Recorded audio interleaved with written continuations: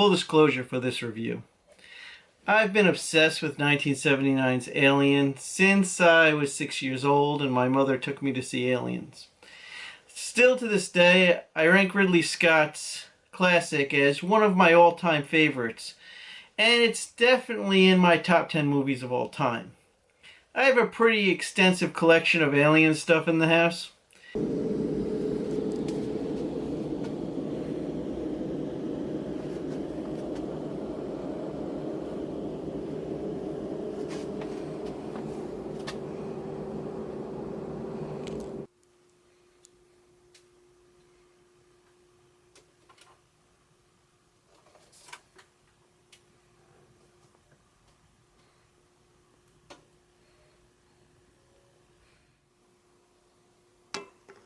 So if you've never seen this film, don't spoil it by watching this review.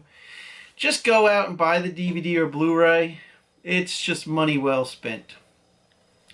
Granted, I've seen this movie many times and love everything about it, right down to the score by Jerry Goldsmith. Though my personal favorite Goldsmith score belongs to another great film, Planet of the Apes. Surprisingly, Alien, for being as original as it was at the time, God knows there's 100 knockoffs now, was pretty much a remake itself. The entire premise of Dan O'Bannien's script can already be found in the 1974 film Dark Star, which was also written and stars him. Perhaps most shockingly, it's also directed by John Carpenter. How the same basic script got two movies by Carpenter and Ridley Scott of all people is definitely strange and comes down to one simple concept: tone. Dark Star had no choice but to be a comedy, given that the alien in the movie is the greatest threat to ever face mankind. A beach ball. Luckily for the production of Alien, they enlisted the aid of that weird little German that other weird little German, H.R. Giger, to come up with their monster's design, cementing the film this time to belong firmly in the horror genre. His work in every aspect of the look of the film can be felt from the sets to the ships and helped create Ridley Scott's impending sense of dread that permeates the film, from its slowly building opening credits to its wistful tour through the claustrophobic ship set, to Goldsmith's eerie ambient score. There's no way to talk about Alien without mentioning the trend-setting performance of Sigourney Weaver as the film's strong female lead. Someone today's femme fatales could surely look to model themselves off of. Strong, independent, and capable. One thing that I've always loved about Alien, however, is how fleshed out the entire crew is. And even more important, how capable they all are at their jobs. No slacker teens or inept comedy relief characters here. Need to watch Scott's own abomination, Prometheus, if you want that. Here, even the comic relief duo of Parker and Brett are both more than capable of their jobs, and heroic when the time calls for it. Even if it's just to find a cat. That damn cat. The alien, of course, is the other star of the show here. And the xenomorph is without a doubt my favorite monster design ever. It's sleek, disturbing, and in this film moves so awkwardly it can be nothing short of unearthly.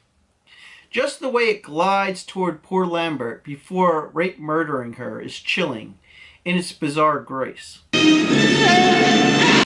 And yes, watching it this time, I can't come to no other conclusion than that's what the alien must have done, because how else do both her pants and her shoes come off? Anchoring the crew is Tom Skerritt as Dallas, and I always hate to see him go. This is why you send your lackeys into the tunnels, damn it. But the alien's sudden appearance in the air duct, taking out not only the male lead, but the captain of the ship, tells you right from victim number 2 that everybody is expendable. Which is just what we find out when the ship's unsavory science officer Ash is revealed to have been in on the plot to bring the alien on board in this haunted house in space in the first place. His head getting knocked off? It's just one of many surprising twists in this tale. But he deserved it. Who smothers somebody with a porno magazine? The plot is pretty basic, of course. Monster enters building and picks off the humans one by one. When T-Martyr Kane, played by John Hurt, gets a sudden case of indigestion. But the way it's handled makes all the difference, and still sets this film apart from its myriad of clones and genre peers, going on 50 years later. And that's even with a finale that revolves around rescuing that damned cat. Jonesy, much like Dietrich in Aliens, may be the true villain of the story, as the remaining 3 crew members, including Sigourney, almost all lose their lives to rescue that little ball of hate. Had Mr. Hurt picked up a case of Alf instead, the entire crew might have been better off. Or we might just be watching Dark Star again. So, if you haven't seen this already, go and watch one of the greatest science fiction films ever made. And if you've already seen it, I probably don't even have to tell you to go watch it again.